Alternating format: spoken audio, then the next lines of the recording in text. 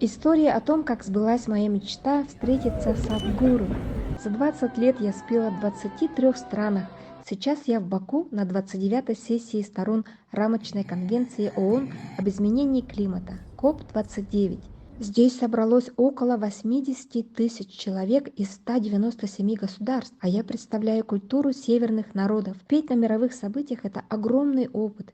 И именно в юбилейный год к 20-летию моей международной деятельности я получила волшебный подарок. Каждый из нас мечтает о встречах с людьми, которыми восхищаешься. На КОПе-29 я узнала, что приехал сам Садхгуру, и я загадала желание встретить учителя. И чудо случилось, Вселенная услышала меня, ведь Садхгуру помог и мне.